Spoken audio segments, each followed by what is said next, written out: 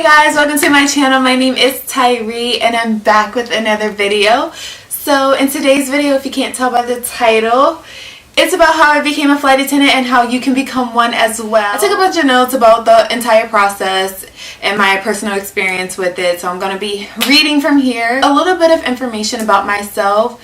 So my name is Tyree. I'm currently 26 years old and I recently just decided to become a flight attendant with a major airline here in the US. So my process with becoming a flight attendant actually started, it's currently May 2018 right now. So when I first applied, back when the position was brought to my attention, I first applied in August of 2017. That was late August of 2017 actually. So I applied and then about mid-September I got an invitation from the company to do a video interview, and then I completed that.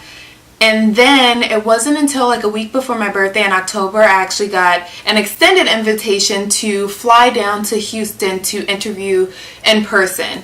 So the company flew me down to Houston and I interviewed and I actually got the job right on the spot. So that was October of 2017, and then fast forward to February, actually fast forward to March. It was the first week of March is when the company notified us about our training date starting. So I started my 6-week training course in Houston that started on March 26th, and then I just graduated last week, which was May 4th.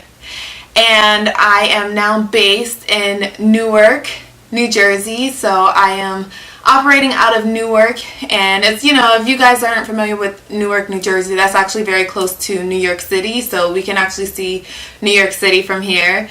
I got based at home. I was already living in Jersey, but I was living in South Jersey, so it wasn't much for me to really do once I got based here. I pretty much just packed my car up and I drove north. Yeah, that's my process. I'm very excited. So far I've only went on 2 trips, 2 domestic trips since I've been on as an actual employee of the airline. They've just been to Florida so far, and I'm waiting to see if I get an international trip very soon. As a disclosure as well, going forward, because I do plan to vlog my trips and to talk about flight attendant career a little bit more on my channel, I will not be mentioning the actual company that I am employed with, and that's both for the protection of the company and myself. Any opinions stated on my channel are those of my own. They do not represent the company in any way, shape, or form.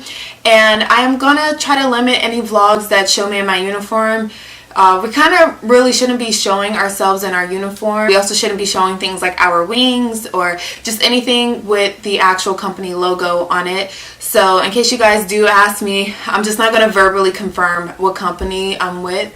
You guys might be able to tell some way, but I'm not actually going to verbally confirm that for you. So we'll get started.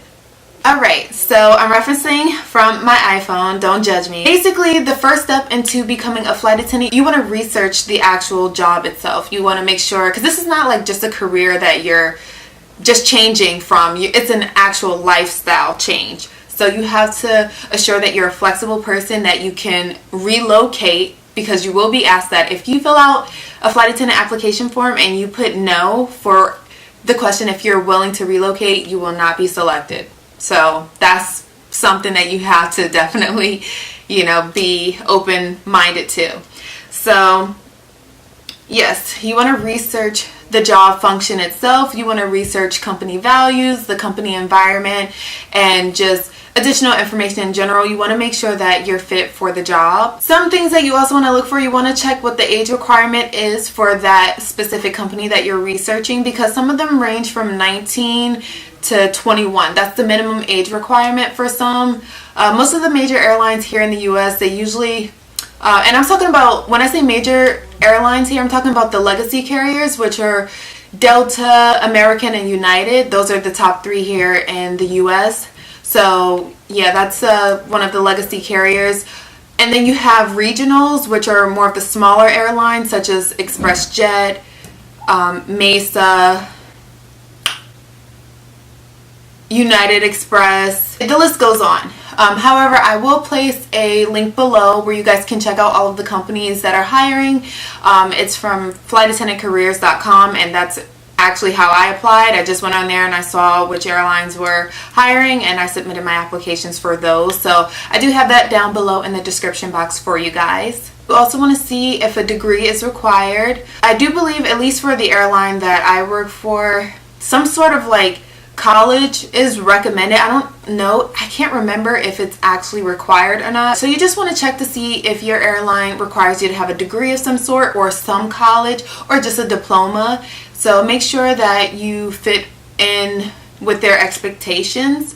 And again, make sure that this career is for you after reading the job description of a flight attendant in general, because again, like I stated, it's a lifestyle change. It's not a career change by itself. And the second step actually that I recommend is that you fix your resume up to align with the job description in itself. And that goes for any career path that you want to take, but specifically for flight attendant, what they look for is basically customer service experience. So if you have like a background in customer service, that would actually work very well for this career. You want to fix your resume up so that it aligns with the flight attendant job itself. Talk about how you service customers or how you ensure their safety in some form. So I talked about that and I highlighted that. I mentioned that on both my resume and on a cover letter.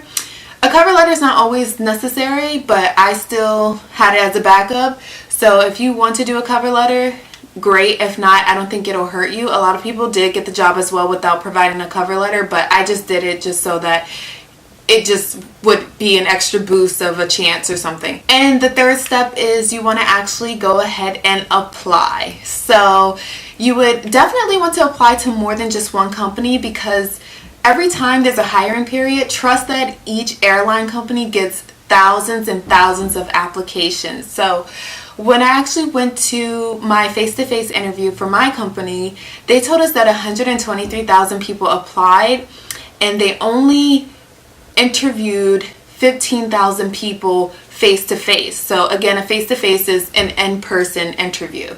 So yeah, the competition is definitely steep.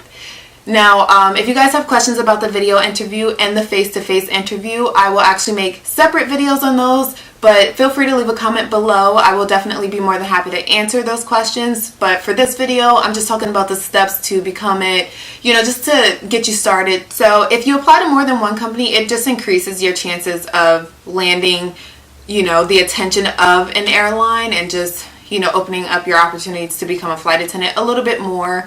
You may want to check out their benefits to see like if the pay is going to be sufficient for you, if what they're asking of you of a flight attendant is something that you're actually built for. So you want to check.